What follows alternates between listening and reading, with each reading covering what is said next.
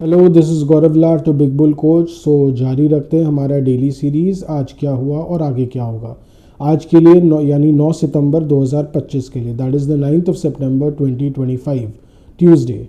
सो आज क्या हुआ। आज बाज़ार जो है वो बढ़ के बंद हुआ।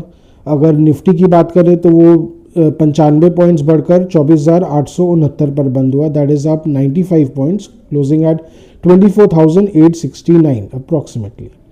और वहीं बैंक निफ्टी की बात की जाए तो वो महज 29 पॉइंट्स बढ़कर 54,216 पर बंद हुआ। दैट इज़ अप मैं 29 पॉइंट्स, क्लोजिंग एट 54,216।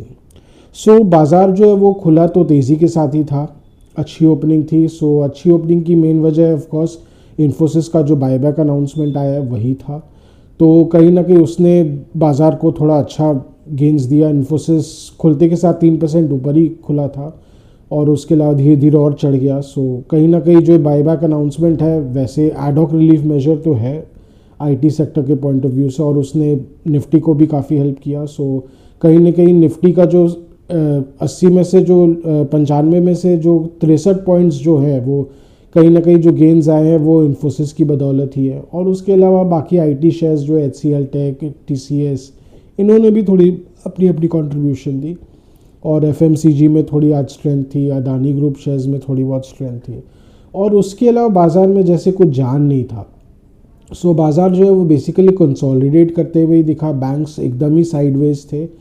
बस ICICI बैंक में थोड़ी बहुत हलचल देखी गई, जिसमें जो 1400 के फाइनली ऊपर जाके एकदम टिका, बिकॉज काफ़ी दिन से स्टॉक काफ़ी कमज़ोर दिख रहा था टेक्निकली और 1400 के नीचे ही जाता हुआ दिख रहा था। सो आज लगता है जो बायर्स है उन्होंने आज अब they took matters into their own hands कि नहीं, जाने नहीं देंगे। सो वही वाली हिसाब किताब है।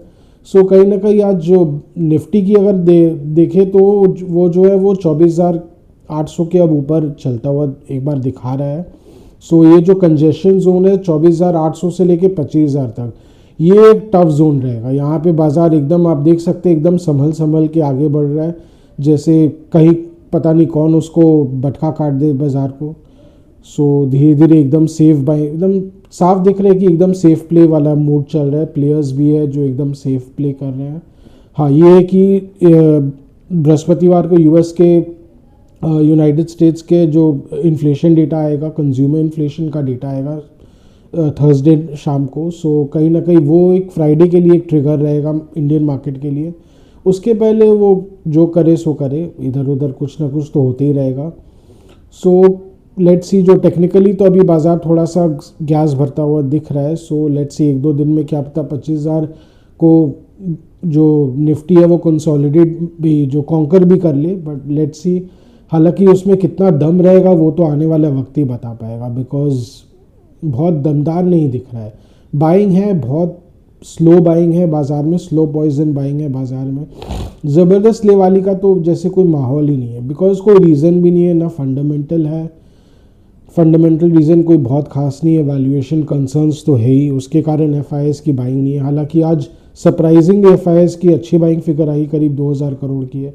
सो कुछ हद तक तो ब्लॉक डील के कारण है, वो वोल्टाम ट्रांसफॉर्मर्स का जो बाइंग आया है, स्टेक सेल आया प्रमोटर्स की तरफ से, और हो सकता है इन्फोसिस में ख़रीदारी की गई हो ahead of buyback. So let's see, buyback मुझे जहाँ तक लग रहा है हो सकता है 1600 के आसपास ही आए, बिकॉज करंट मार्केट का तो प्रीमियम पे ही आना चाहिए। सो मैक्स अभी इनके पास 93,000 करोड़ के रिजर्व्स हैं, तो अगर उसको देखते हुए 1/4 से ज़्यादा वो बायबैक नहीं कर सकते, तो लगभग 22,000 करोड़ के आसपास की ही बायबैक रहेगी। और उसके हिसाब से करीब करीब 14 करोड़ शेयर्स वो बायबैक कर सकते हैं। सो लेट्स सी आगे चल के क्या होता है। बट कहीं ना कहीं buyback should be at a good price which is expected, that is why हो सकता है उसके अगेन बाइंग आई हो। बट ये FI बाइंग कितनी सस्टेन रहेगी ये डाउटफुल ही रहता है, बिकॉज ज़्यादा बाजार चढ़ते ही FI बाइंग एकदम बंद हो जाती है, because again valuation concerns come into play.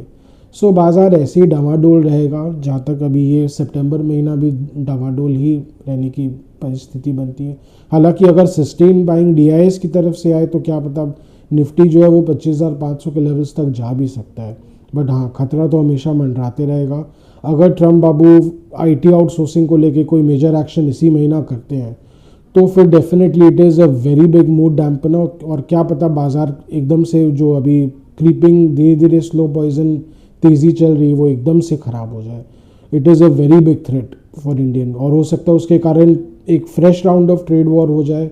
क्या पता इंडिया को भी रिस्पॉन्ड करना ही पड़ेगा, because it is actually a very big step.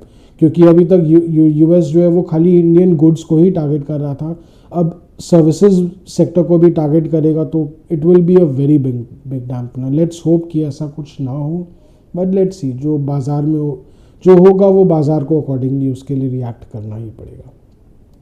सो आज का डेली व्लॉग यहीं तक रखते हैं। आशा करें कि आपको हमारी डेली व्लॉग्स अच्छी लगे। Do like, share and subscribe to our channel. Do hit the bell icon for regular update on our videos.